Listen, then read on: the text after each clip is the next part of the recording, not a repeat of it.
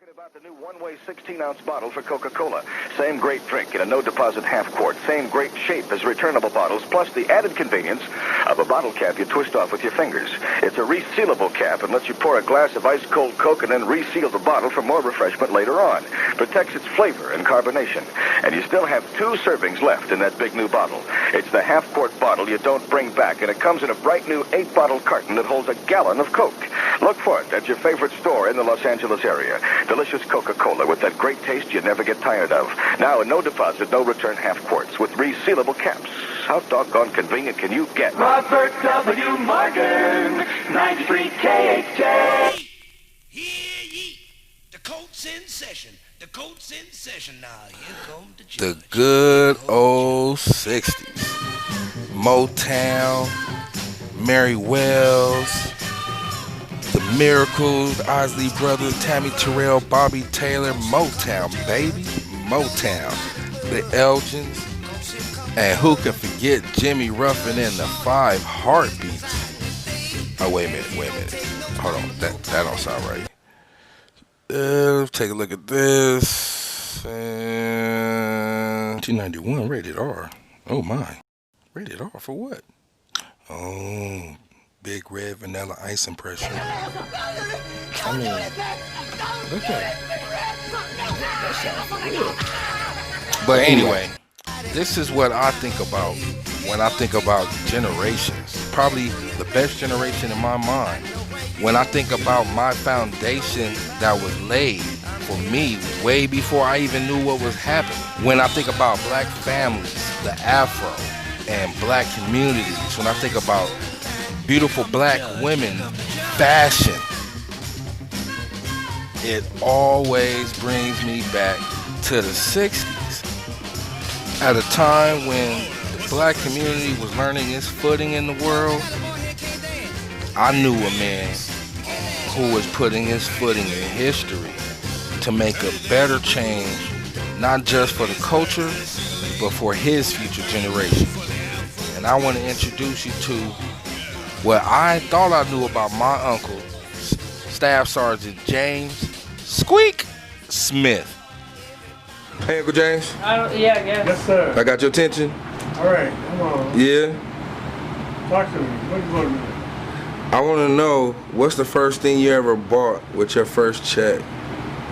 First check of what? With your first check, first time you started working as a young man, you said, you know what? I'm going to go buy me something. I want to buy some tools. Some tools? Tools, yes. Like a hammer and some nails? Tools, including tool boxes, so I can continue my craft. Now, I want to point out that while the rest of the country is finding fame in black folks, my Uncle James went and bought some hammer nails and some tools. Hold on, maybe y'all need to hear him again. I want to buy some tools. Some tools? Tools, yes. Like a hammer and some nails? Tools, including tool boxes, so I can continue my craft. See, this is what caught my eye, because he was thinking about getting a craft like this man, my Uncle Vince, and my mom, my brother and sister.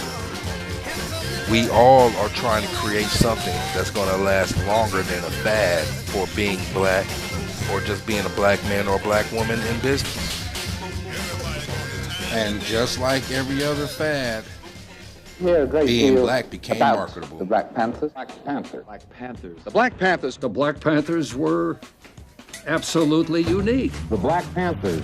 See, I've always thought of Uncle James like Black Panther. he had to be a Black Panther. I mean, this guy right here is what I would picture my Uncle James was like in the 60s. See, I knew he was running track at my high school rival, Manual Arts.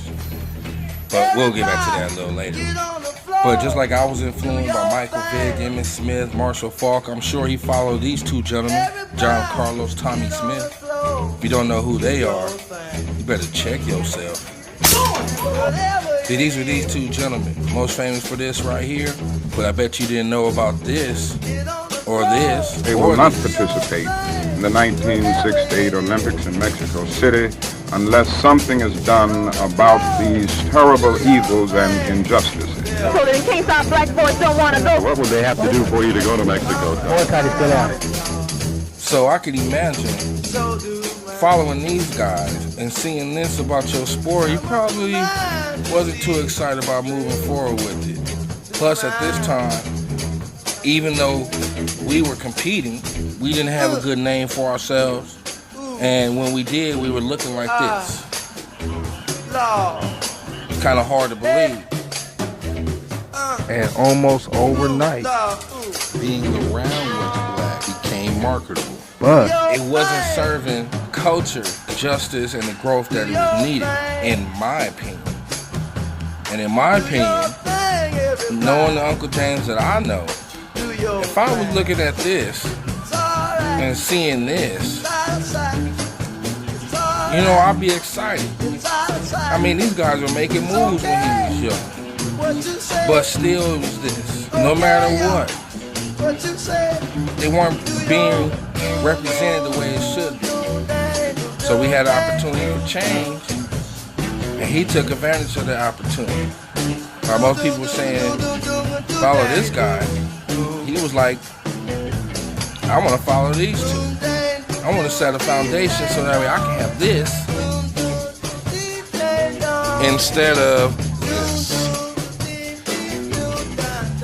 Now, since segregation ended in 1964, I would think that the train of thought was something like, it hurt me to wake up and see my beautiful black people suffer, victimized by the oppressive, harsh realities of the hood.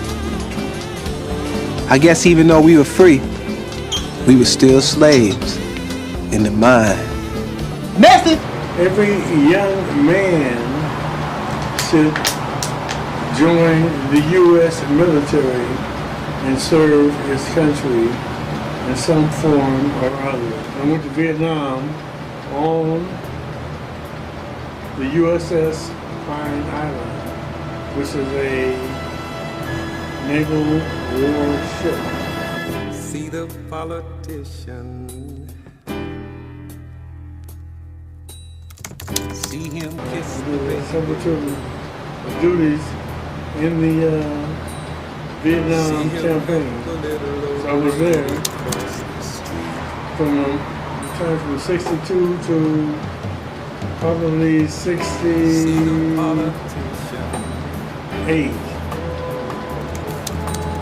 Yes. 68. That's what I did. so I asked him thinking I was going to get some profound answer why he joined the Navy, right? You know what he said? I want to join the Navy and see the world. Did you? I did. Okay. I got a chance to go to a lot of places that I never would have gone to had it not been for the Navy. Okay. And so I can thank for that, you know. Galapagos Islands was one, you know. Going across the equator, Philippine Islands, Japan, Okinawa, Sea of Japan, things like this. Mm-hmm. Australia. Australia is a place I never would have got to go to had it not been for the U.S. Navy.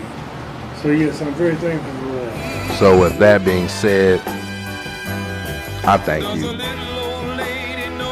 I don't really know if you felt like any of that, but I do know that the decisions he made have definitely influenced me for the better.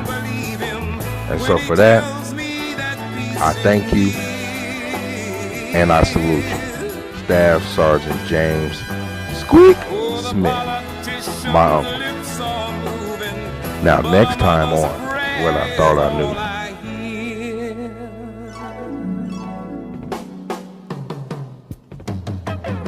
see the politician.